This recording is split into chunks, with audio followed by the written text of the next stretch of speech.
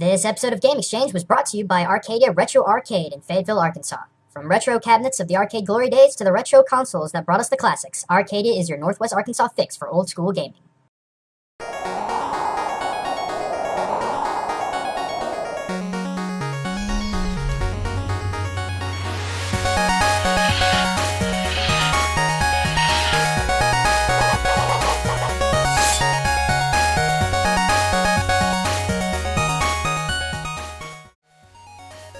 Hey everyone, Gaijin Goombah here.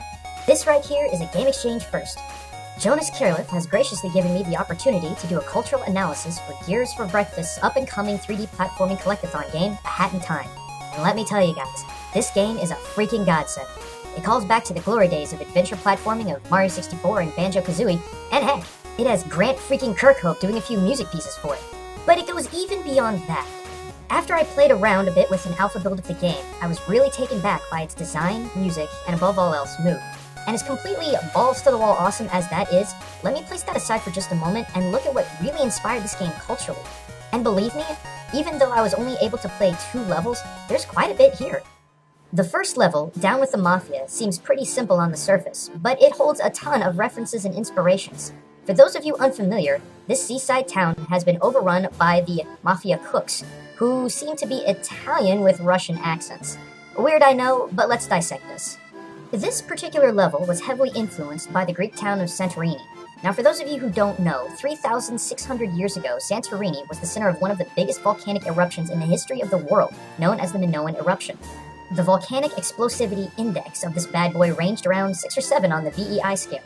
When compared to Mount St. Helens, this is nearly 100 times more of the amount of the hot stuff that erupted on Santorini. This can explain how the level changes from being a seaside paradise to a sweltering volcanic nightmare. Something else worth noting comes from the architecture of this level too. While the level's buildings may have several shades and colors compared to Santorini's near mono-white colored buildings, the way the buildings slope downhill in-game are very similar to the real-life counterpart. Something I also find interesting comes from the level design of the island center, having a large erupting body of water.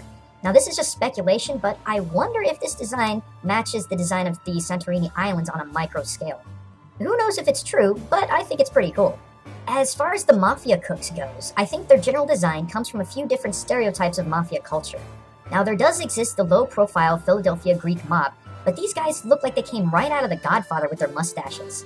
Again though, they have Russian accents, and there's a pretty decent-sized Russian Mafia.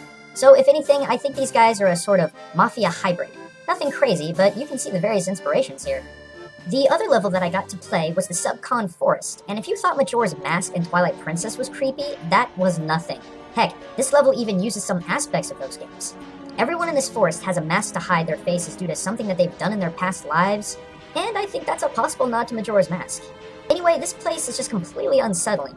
The whole time I played it, I felt like I was in a world developed by Miyazaki if he had a bad acid trip. And who knows, maybe there was some inspiration pulled from his creations. If you walk past the path, you'll find a group of fire spirits who pray to a god who do nothing but strike them down. Yet they remain content. Perhaps this is a message about blindly following a particular practice that causes obvious problems. I know that's not really specific, but I think it's an interesting sociological message. There's also the Moonjumper and the Snatcher. The Snatcher is a dark shadow spirit who delights in stealing people's things from the shadows, including your precious hourglasses. While the Moonjumper is a malevolent puppeteer, pulling the strings and controlling the spirits of the Subcon Forest from the moon. From what I can tell and what I know from the developers, Moonjumper is basically a negative take on the folklore myth of the rabbit on the moon, who instead of helping many people, depending on its cultural interpretations, harm the people, or spirits in this case, of Subcon by controlling them, and trying to get out of his position on the moon. One such folklore tale comes from Mesoamerica. Now, first and foremost, I hope you can forgive me for butchering these names, but here it goes. Long story short, there were 2 gods, Texas-Tecatl and Nanahuti. Nanahuti was a poor god who sacrificed himself to be the next son because he knew that he could be spared. Texas-Tecatl, however, hesitated several times before finally sacrificing himself to become the second son alongside Nanahuti. For his cowardice, he was hit with a rabbit, and no, I'm not making that up, and he was doomed to never shine as bright as Nanahuti, who became revered and honored. While not having a direct connection to Moonjumper, I can kind of see how this might have been an influence. Moonjumper dresses very well, as if he was rich, and his evil acts may reflect what Texas-Tecatl might have become if his disappointment, anger, and vengeance took him over. Again, it may not be a direct link, but it sure could be. As for the Snatcher, I don't know, guys. This one's really tough. I know that's not what you want to hear, but the concept of shadow people exists in so many cultures and so many time periods, it's really hard to nail this one down. For example, the Yoruba people in Nigeria believe that a person has at least 3 spiritual beings, one of which, the Ojiji, is a shadow that follows its owner and waits for their return in the afterlife when they die. In Roman mythology, ghosts were usually black and looked like a living shadow instead of the sort of white or translucent image that we have in the West. The souls of the underworld or afterlife were called umbrae, meaning shadows in Latin. So after you died, you basically became a shadow person. Even in the West, current day, we have people who claim sightings of shadow people. And even in this day and age, we have people trying to figure out just what they are. Some people think they're demons, some think they're spirits, some think they're time travelers, some think they're astral or extra-dimensional beings. There are so many interpretations, it's kinda hard to hammer down what the Snatcher really is. While I really wish I had more I could say about this really awesome game, sadly I do not. After all, this was only 2 levels in an alpha build. But that doesn't discourage me because I only got a small taste of what this game has to offer, and I cannot wait to see more. You can still support this game by helping it get greenlit, as well as making sure you check the game out for yourself when it releases.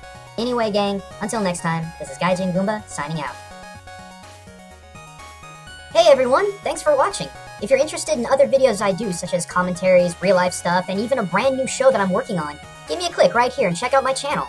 If your brain is still begging for more overanalyzation, be sure to check out my buddies Matt, Pat, and Ronnie with their shows Game Theory and Digressing and Side Questing to learn more about your favorite games than you could ever imagine.